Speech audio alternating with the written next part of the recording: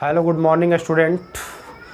आप जैसा कि जानते हैं हमने लास्ट लेक्चर में आप लोगों को बताया था कंसंट्रेशन ऑफ सॉल्यूशन के बारे में, और कंसंट्रेशन में हमने 6 टाइप्स के कंसंट्रेशन का जिक्र किया था, जिसमें सबसे पहले हमने बताया था एच फॉर्म परसेंटेज, जिसमें mass percentage, volume percentage, mass by volume percentage था। उसके बाद हमने बताया था मोलारिटी, मोलालिटी, मोल फ्रैक्शन, फिर उसके बाद हमने बताया था नॉर्मलिटी और पीपीएम। ठीक है बच्चों, इसके बाद हम लोग अब इसके आगे पढ़ेंगे कुछ नोट्स पॉइंट्स के बारे में, कुछ सम इम्पॉर्टेंट रिलेशनशिप के बारे में जो आपके लिए काफ़ी ज़रूरी है। कम्पिटिटिव एग्जामिनेशन में IIT JEE में भी पूछा जाता है, आपसे बोर्ड में भी क्वेश्चन पूछा जाएगा। तो इस पॉइंट्स को आप बहुत ध्यान से पढ़िएगा और इस वीडियो लेक्चर को जो है ध्यान से आप नोट कीजिएगा अपने कॉपी में, क्योंकि ये आपके लिए काफ़ी इंपॉर्टेंट रहने वाला है। और अब तक आपने अगर हमारे चैनल को सब्सक्राइब नहीं किया है तो जल्दी से सब्सक्राइब कर लेंगे और जो है इसे लाइक बटन दबाएंगे और जो है बेल आइकन पर भी प्रेस करेंगे। ठीक है बच्चों, तो देखो यहाँ पर ध्यान देंगे। सबसे पहले हम बताने जा रहे हैं सम इम्पॉर्टेंट रिलेशनशिप।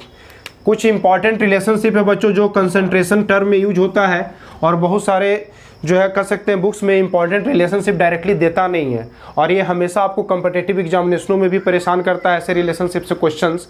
तो हम इसी चीज़ को क्लियर कर रहे हैं बच्चों, बोर्ड कम्पिटिटिव दोनों के लिए कारगर होगा। तो सबसे पहले देखो बच्चों, हम डाइल्यूशन लॉ बताते हैं आपको। डाइल्यूशन लॉ क्या होता है? जैसे डाइल्यूशन लॉ का मतलब होता है कि सबसे पहले तो डाइल्यूशन जो लॉ बना है वो डाइल्यूट सॉल्यूशन के लिए बना है।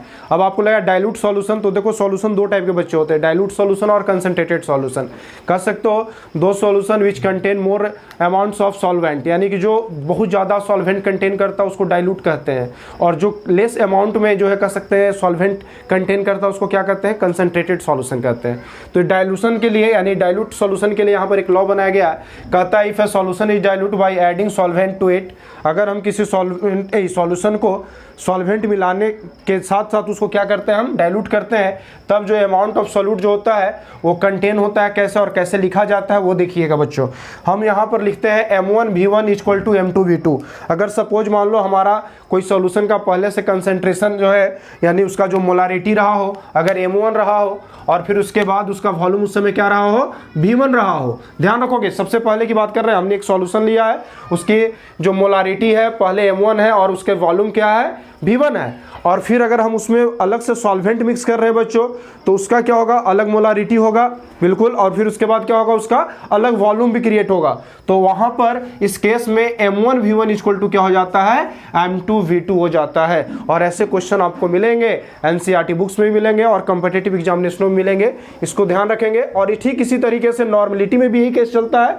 अगर किसी सॉल्यूशन का नॉर्मलिटी आप पहले से चेक कर चुके हैं, उसका वॉल्यूम आपको पता है, और आप उसके बाद अलग से सॉल्वेंट मिलाकर उसकी नॉर्मलिटी को आप बढ़ा रहे हैं या घटा रहे हैं, जो भी कर रहे हैं, तो उसका वॉल्यूम भी इंक्रीज कर रहा है या घट रहा है, जो भी हो रहा है, तो यानी कि N1V1 = यानी कि कह सकते हैं इनिशियल नॉर्मलिटी और वॉल्यूम फाइनल नॉर्मलिटी और फाइनल वॉल्यूम के जो है ना कह सकते हैं क्या चलता है? इक्वल चलता है। N1V1 = N2V2 चलता है। बच्चों हमने लिख दिया यहाँ पर M से मोलारिटी कंटेन होगा, M1 का मतलब फर्स्ट मोलारिटी, M2 का मतलब सेकंड मोलारिटी। ठीक है, V से जो आपका वॉल्यूम होगा first volume, second volume, N से नॉर्मलिटी होगा तो N1 रहेगा, तो आप उसमें क्या लग के चलोगे? N1 का मतलब फर्स्ट नॉर्मलिटी और N2 का मतलब सेकंड नॉर्मलिटी। इसके बाद देखो बच्चों, जो दूसरा हम इंपॉर्टेंट बताने जा रहे हैं पॉइंट्स, कुछ इंपॉर्टेंट रिलेशनशिप में मोलारिटी और नॉर्मलिटी के बीच भी एक रिलेशन होता है बच्चों। कभी कभी क्वेश्चन में क्या होता है? नॉर्मलिटी दिया रहता है, आपसे पूछेगा मोलारिटी सॉल्यूशन का क्या होगा, या कभी कभी मोलारिटी रहेगा नॉर्मलिटी पूछेगा। तो बच्चों याद रखना है कि नॉर्मलिटी जो होता है जब भी होता है तो 2 × Z मोलारिटी होता है, यानी कहने का मतलब है कि नॉर्मलिटी जो होता है वो मोलारिटी का डबल्स होता है। ठीक है, और जो सबसे तीसरा और नोट पॉइंट्स जो सबसे इंपॉर्टेंट है बच्चों, इसको आप हमेशा याद रखोगे, इससे ऑब्जेक्टिव भी आता है सब्जेक्टिव भी आता है। कि जैसे देखो हमने क्या लिखा? मास परसेंट, पीपीएम, ठीक है, मोल फ्रैक्शन, मोलालिटी, ये सब जो होते हैं इंडिपेंडेंट होते हैं किससे? Are independent of temperature. ये टेम्परेचर से इंडिपेंडेंट माने जाते हैं क्योंकि टेम्परेचर इनको कोई इफेक्ट नहीं करता है। Whereas molarity and normality are function of temperature. ये जो है कह सकते हैं मोलारिटी और नॉर्मेलिटी टेम्परेचर पे ही चलता है, इसका फंक्शन पूरा टेम्परेचर पे काम करता है। This is because volume depends on temperature. ये ऐसा इसलिए होता है बच्चों क्योंकि आपको पता होना चाहिए, आपको पता भी है कि वॉल्यूम किस पे डिपेंड करता है, टेम्परेचर पे डिपेंड करता है ना, तो इसलिए ऐसा होता है।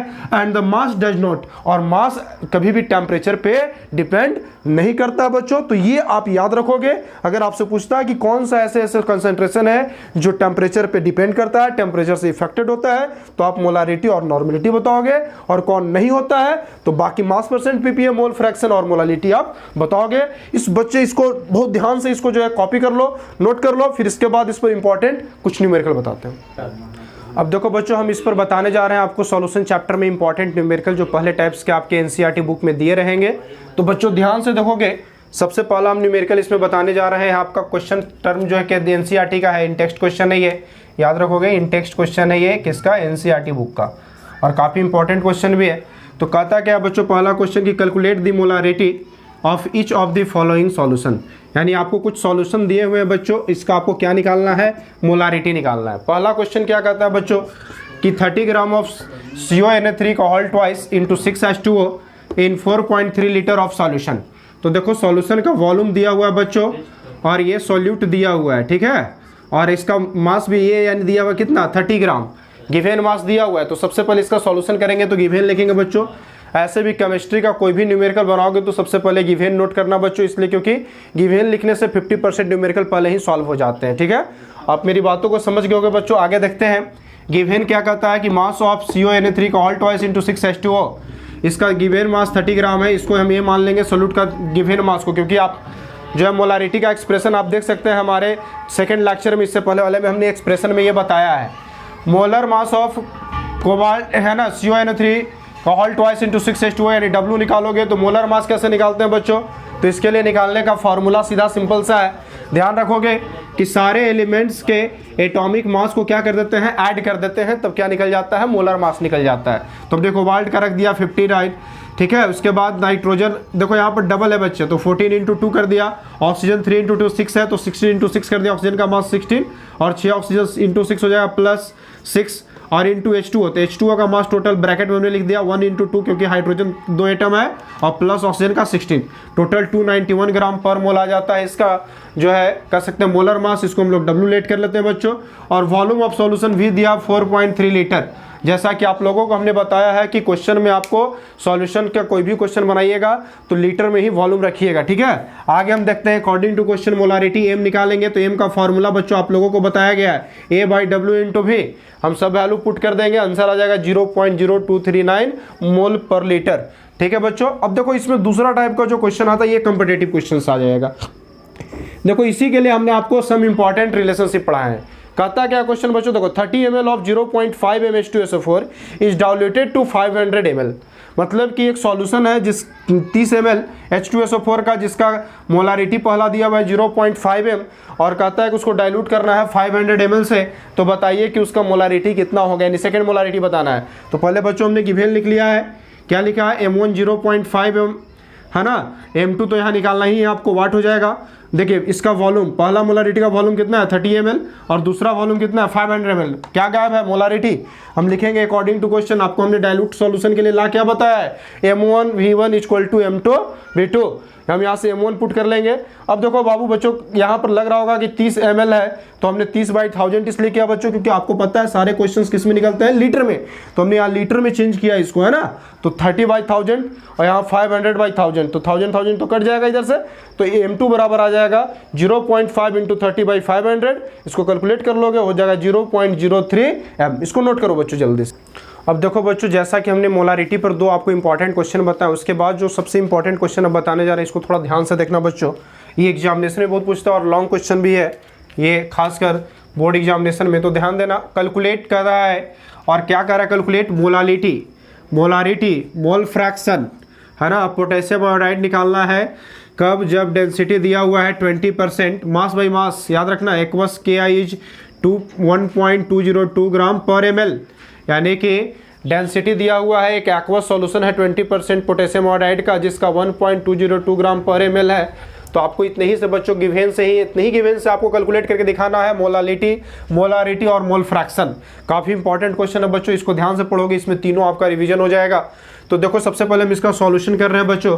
तो 20% W/W एक्वस KI, इसका मतलब क्या होता है बच्चों? इसका मतलब है कि मास ऑफ सॉल्यूशन 100 ग्राम है। जो सॉल्यूशन है टोटल उसका मास क्या है? 100 ग्राम। परसेंटेज हमने बताया आपको मास परसेंटेज में, है ना। आप क्या लोगे? मास ऑफ सॉल्यूशन 100 ग्राम लोगे, ठीक है। अब उसके बाद मास of potassium iodide. Potassium iodide देखो बच्चों एक सॉल्यूट का वर्क करेगा, क्योंकि आपको पता है लेस अमाउंट में परसेंट है, 20% ही है, तो 20 ग्राम हो जाएगा, है ना। अब उसके बाद देखो mass of water. Mass of water बच्चों यहाँ पर इसलिए कि हमने बताया है कि एक्वस सॉल्यूशन जब भी रहता है तो उसमें सॉल्वेंट में क्या रहता है बच्चों? तो वाटर रहता है। तो वाटर का मास कितना है बच्चों? तो यहाँ पर 80 ग्राम है, ठीक है। और यहाँ पर देखो एक चीज याद रखोगे, जो सॉल्यूट का गिवन मास होता है उसको हम स्मॉल a मान लेते हैं, सॉल्वेंट के गिवन मास को स्मॉल b मान लेते हैं। और यहाँ पर सबसे बच्चे जो है हम ध्यान देंगे, हमें molar mass of potassium iodide find करना होगा। तो पोटेशियम आयोडाइड का क्या हो जाएगा? तो पोटेशियम का 39, आयोडीन का 127, ऐड कर दो 166 ग्राम पर मोल, W की वैल्यू हो जाएगी। तो यहाँ से हम लिखेंगे volume of solution. Volume of solution निकालेंगे बच्चों। तो वॉल्यूम कैसे निकालेंगे सॉल्यूशन का? तो पता है आपको मास बाय डेंसिटी, क्योंकि D बराबर होता है m/v। तो यहाँ से V बराबर कुछ हो जाएगा m/d हो जाएगा ना। चलिए, तो इसके बाद बच्चों अब यहाँ से देखो 100/1.202 कर देंगे, इसका वॉल्यूम आ जाएगा 83.33 ml। सबसे पहले इस क्वेश्चन में हम मोलालिटी निकालेंगे बच्चों। मोलालिटी का आता है स्मॉल m बराबर A/1000 A इंटू 1000/W/B हमने किया। तो बच्चों आपको लगा कि हमने इससे पहले इससे पहले लास्ट लेक्चर में हमने बताया था, तो मोलालिटी को बताया था स्मॉल m बराबर A/W/B, यहाँ 1000 से मल्टीप्लाई किया, इसलिए बच्चों क्योंकि वहाँ B kg में था, यहाँ B किस में है? ग्राम में। तो याद रखोगे जब ग्राम में रहेगा तो फॉर्मूला ये लगाओगे m = A इंटू 1000/W/B, क्योंकि ये kg में अगर रहता तो सिर्फ B रहता, ऊपर 1000 नहीं रहता, ग्राम में है, इसलिए बाई 1000 करेंगे जो कि ऊपर चला जा रहा है, ठीक है। अब इसके बाद देखो हमने यहाँ से वैल्यू रख दिए बच्चे। तो यहाँ पर A का हो गया 20, है ना, 1000 हो गया, W का हो गया 166 ग्राम पर मोल, और 80 हो गया इसका B। तो इसको सॉल्व करेंगे तो 1.506 मोल पर kg, या इसको स्मॉल m से भी इंडिकेट करेंगे। इस तरीके से मोलारिटी निकालेंगे बच्चों। तो कैपिटल M बराबर होता है A into W into B, लेकिन ऊपर हम 1000 से मल्टीप्लाई किए, क्योंकि आपको पता है यहाँ पर हम मिलीलीटर में लेके बना रहे हैं, तो मिलीलीटर में है इसलिए ऊपर 1000 कर दिया है। तो यहाँ पर अब देखो वैल्यू पुट कर देंगे बच्चों। तो 20 इंटू 1000 बाई 166 इंटू 83.33, इसका आ जाएगा 1.45 m। इसको नोट करो बच्चों। इसका लास्ट जो है मोल फ्रैक्शन टर्म बताते हैं। तो अब देखो बच्चों इसके बाद जो है दो टर्म तो निकाल लिया हमने, मोलालिटी। अब इसके बाद देखो मोल फ्रैक्शन, जो क्वेश्चन में तीसरा टर्म था, mole fraction of potassium iodide निकालना था। तो बच्चों आपको पता है हमने मोल फ्रैक्शन बताया, ये number of moles of solute by number of moles of solution का रेशियो होता है। तो सबसे पहले इसके लिए हम यहाँ पर देखो पोटेशियम आयोडाइड के मोल का जो है ना संख्या निकालेंगे, mole number of moles of potassium iodide. तो पोटेशियम आयोडाइड देखो बच्चों यहाँ सॉल्यूट है, और सॉल्यूट का number of moles small n होता है। तो स्मॉल n बराबर हो जाएगा mass of potassium iodide by molar mass of potassium iodide. तो मास ऑफ पोटेशियम आयोडाइड कितना था? 20, और मोलर मास था 166। तो इसको सॉल्व करेंगे तो कितना हो जाएगा? 0.12 मोल हो जाएगा, ठीक है बच्चों। इसके बाद देखो number of moles of water, यानी वाटर का नंबर ऑफ मोल्स निकालेंगे, कैपिटल N निकालेंगे, क्योंकि यहाँ पर सॉल्वेंट है वाटर, तो इसलिए कैपिटल N निकालेंगे वैल्यू। तो ये भी हो जाएगा। जब भी नंबर ऑफ मोल्स का जिक्र होगा बच्चों किसी भी सबस्टेंस का, तो उसका मास बाई उसका मोलर मास। तो mass of water by molar mass of water. तो मास ऑफ वाटर कितना था क्वेश्चन में? 80, और मोलर मास H2O का निकालोगे तो कितना हो जाएगा? 18। तो कितना हो जाएगा? 4.44 मोल। अब यहाँ से लिख देंगे now mole fraction of potassium iodide, इसी का क्वेश्चन का निकालना है ना। तो यानी कि सॉल्यूट का निकालना है। तो आपको पता होना चाहिए बच्चों कि एक्स सॉल्यूट की वैल्यू कितनी बताए थे? Small n by small n plus capital N। यहाँ से वैल्यू रख दो 0.12 बाई 0.12 प्लस 4.44, ये हो जाए 0.12 बाई 4.56, इसका डिवाइड कर दोगे 0.0263, इसका आंसर आ जाएगा बच्चों। तो देखो आज के हमने लेक्चर में आपको कुछ इंपॉर्टेंट कंसंट्रेशन के रिलेशनशिप बताएं, और उस पर कुछ इंपॉर्टेंट एनसीईआरटी का हमने न्यूमेरिकल बताया बच्चों। इस बुक में और भी न्यूमेरिकल होंगे, आपके साइड बुक में भी होंगे, आप उसको बनाएंगे और जो भी प्रॉब्लम्स होगा उसको कमेंट बॉक्स में डाल देंगे, और इसके बाद फिर नेक्स्ट वीडियो में हम आगे लेकर आएंगे सॉल्युबिलिटी से। Thank you.